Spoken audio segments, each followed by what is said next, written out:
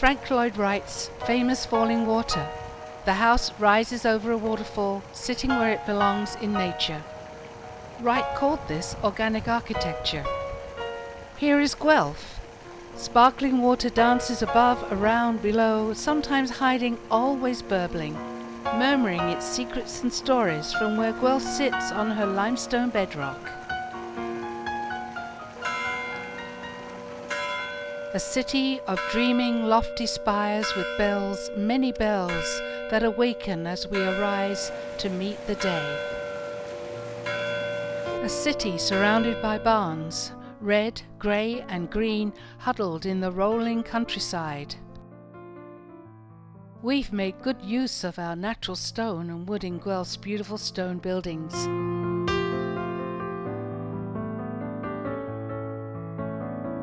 Today, past and present coexist side by side. Is it any surprise then that Frank Lloyd Wright influenced some of Guelph's modern architecture?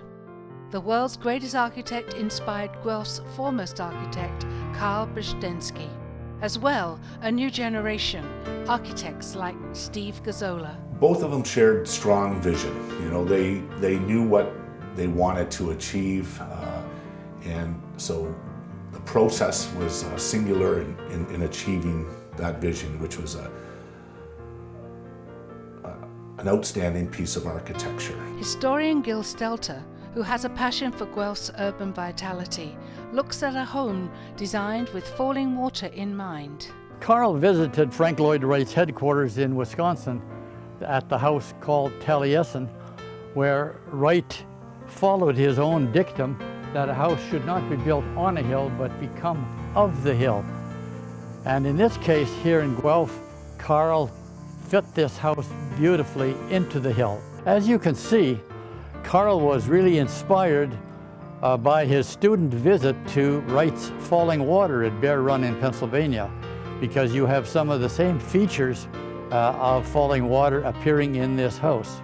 There is no stream rushing out from under this balcony as there is at Falling Water, but this cantilevered balcony covers a carport, which is another idea of Frank Lloyd Wright's. Up here on the second story, you can see balconies cantilevered out, balconies that come out from the bedrooms as at Falling Water. Karl's mother's house, it's kind of a unique one because it's probably one of the first buildings that Karl designed very early in his career. In this house, Karl is emulating Frank Lloyd Wright's Usonian homes.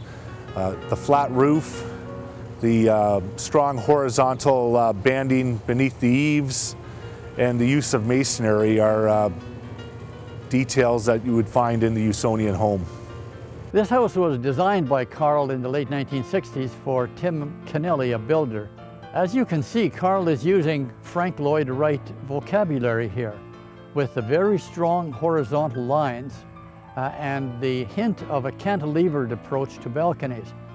Like Breistensky's houses in Guelph, this fire station on Stone Road represents Karl's interest in the strong horizontal lines and the cantilevered balconies of Wright's Falling Water. For the Turf Grass Institute project, Karl had a very strong vision of what it was going to be like. Karl evokes the spirit of the agricultural community in the Guelph area with this building.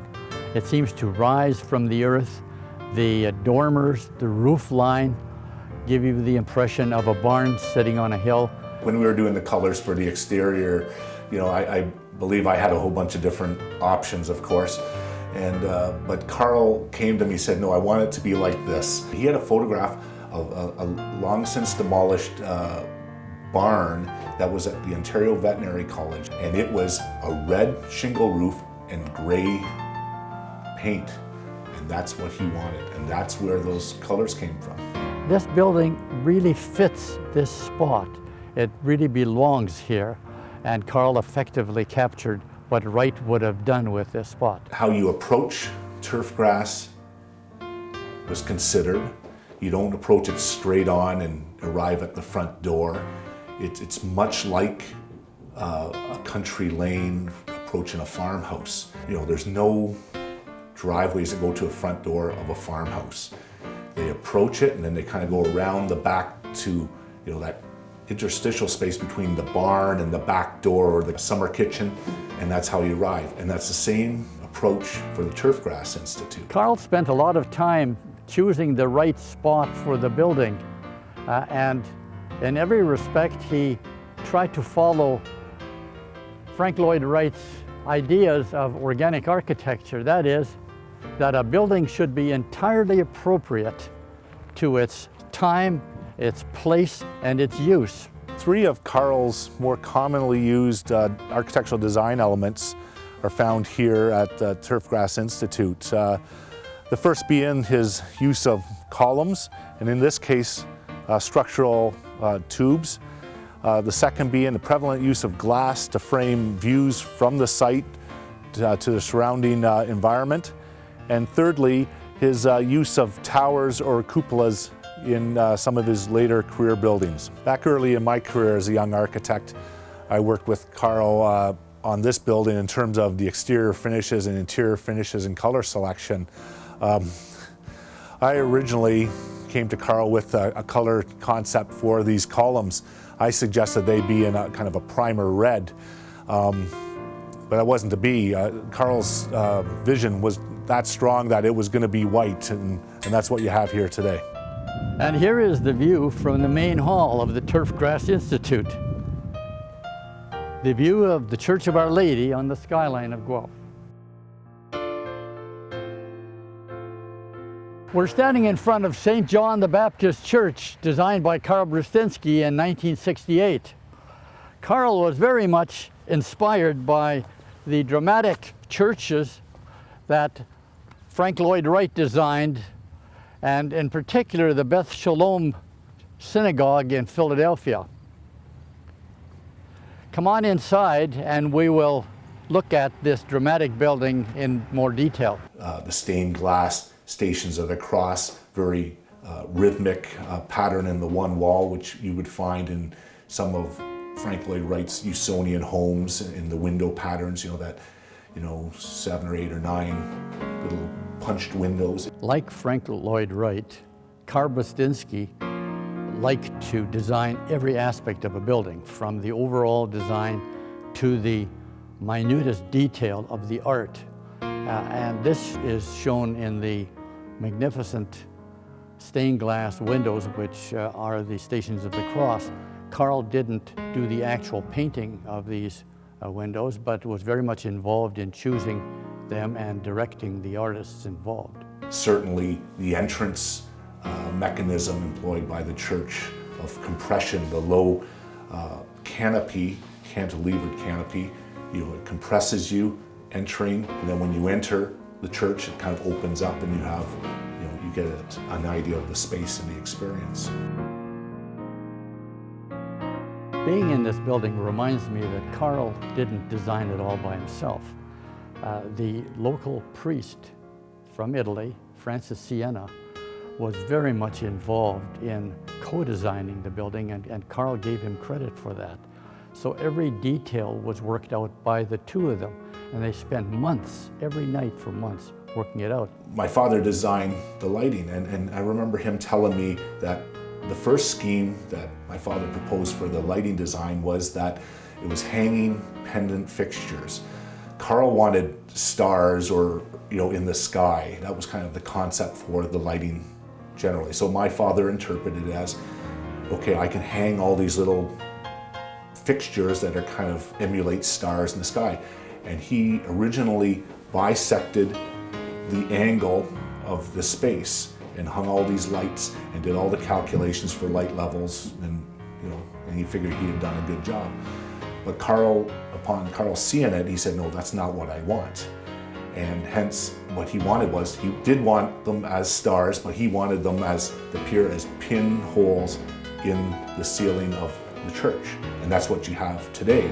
It was very serene and kind of nicely lit space. You know, it was more remnant of candles, you know, that light level was a lower light level, and it was very peaceful, serene. It was perfect for reflection and prayer and services.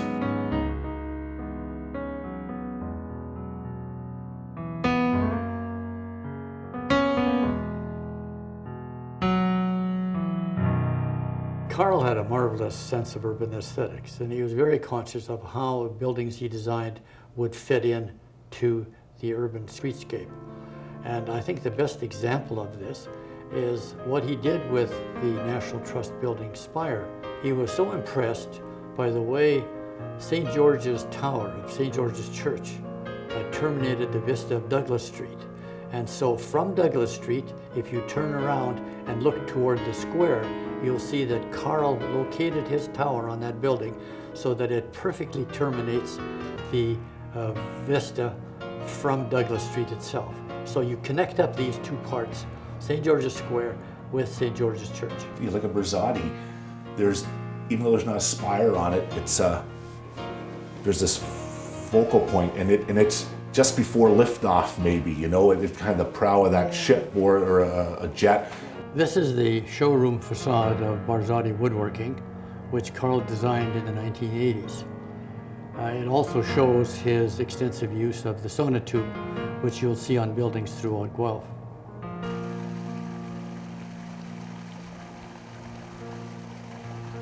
Frank Lloyd Wright created beauty, a serene beauty of space that springs from a deep resonance between nature and us.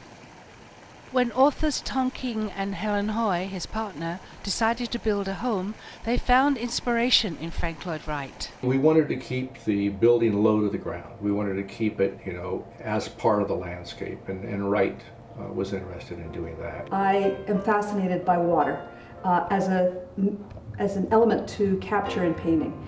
And at the same time, right across from our house, we have the Speed River. Thomas writes about it in his books. His titles are often, I keep telling him you can't put water in another title. So we're aware of the ways in which water sustains us and appeals to us. He was also interested in doing things, passive ecological kinds of construction. The simple things you can do with a house that make a huge amount of difference.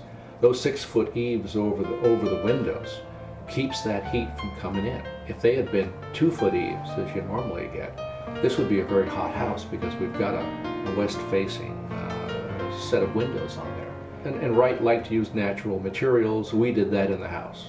So we deliberately chose natural materials. So this is limestone from around here, and even the walls and paths and so on are built often with stone that we pulled out of the ground here.